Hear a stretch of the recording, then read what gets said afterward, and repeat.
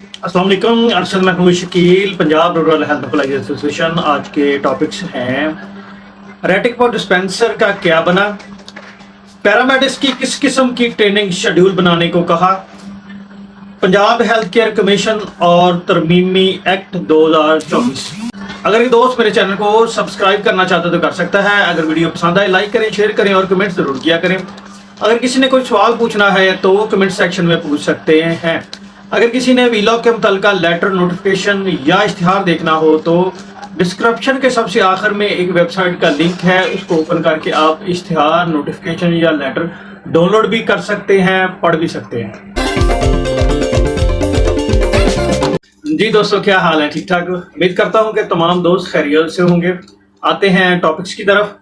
Punjab health care commission और तरमीमी act 2024 CQ1 MSDS में HCE के 30 बेड्स के अस्पतालों का खात्मा कर दिया और अब तरमीम करके 50 या इससे ज्यादा बेड होंगे। ये जो है ना, अब यानी कि पहले था 30 बेड का, लेकिन ये है कि अब उन्होंने कहा कि नहीं, ये जो है 50 बेड का यानी कि हॉस्पिटल बना सकते हैं। ये जितनी भी यानी कि आप प्राइवेट हॉस्पिटल बनाएंगे ना, उसमें उन्होंने अमेंडमेंट लॉ में कर दी है। ये CQ1 है, MSDS की जो बुक है उसमें CQ1, उसमें उन्होंने तरमीम कर दी है। LFT और RFT को बुनियादी तहकीकात में शामिल किया जाना चाहिए, क्योंकि इस किस्म के टेस्ट तमाम BIU और RSC में लैब टेक्नीशियन के जरिए किए जाते हैं। ये बगैर पैथोलॉजिस्ट के अस्पताल में किया जा सकते हैं। ये जो यानी कि टेस्ट है ना, LFT और RFT, ये उन्होंने कहा कि ये BIU पे भी किए जाते हैं और THQ पे भी, RSC में भी किए जाते हैं। और ये सिर्फ यानी कि लैब टेक्नीशियन जो है वो कर सकता है। इसके यानी कि इसके लिए पैथोलॉजिस्ट का होना जरूरी नहीं है। तो पहले ये था कि पैथोलॉजिस्ट के बगैर ये भी टेस्ट नहीं होते थे। WMO जनरल सर्जन या आंखों के सर्जन की सुपरविजन में सी सेक्शन करने की इजाजत होनी चाहिए। ये उन्होंने अब यानी कि जितने भी WMO है उन पर ये लगा दी है कि कदम लगा दी है, उनके ऊपर ये यानी कि कह लो कि बाउंड कर दिया है कि उनके पास जब तक सर्जन नहीं होगा उस वक्त तक वो सर्जरी नहीं कर सकेंगे। पहले WMO जो है वो सर्जरी कर सकते थे, लेकिन ये है कि उन्होंने अब ये लगा, क्योंकि उनका यानी कि सर्जन का होना वहाँ पर बहुत ज़रूरी है। बाकी आगे डिटेल लिखी हुई थे, उसके मतलब नहीं मैं जाता। ये जनरली आप लोगों को मैंने बताया है कि ये यानी कि जो तरमीमी एक्ट 2024 है PHC का, पंजाब हेल्थ केयर कमीशन का, वो मैंने आपको बता दिया है।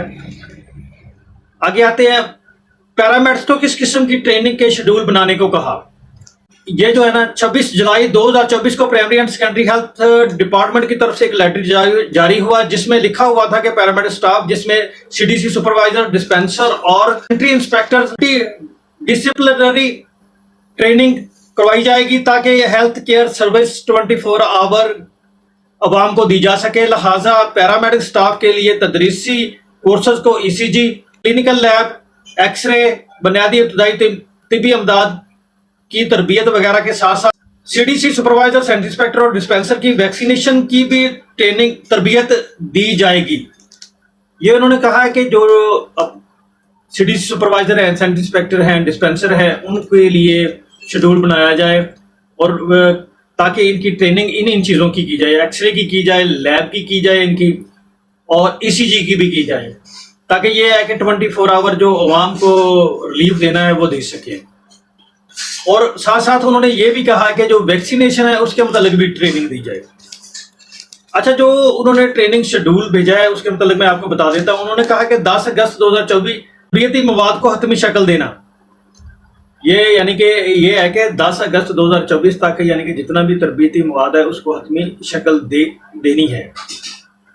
12 अगस्त 2024 बैच वाइज ट्रेनिंग का आगाज, यानी कि जो है 12 अगस्त को यानी कि इन्होंने कहा कि बैच वाइज इनकी ट्रेनिंग करवाई जाए।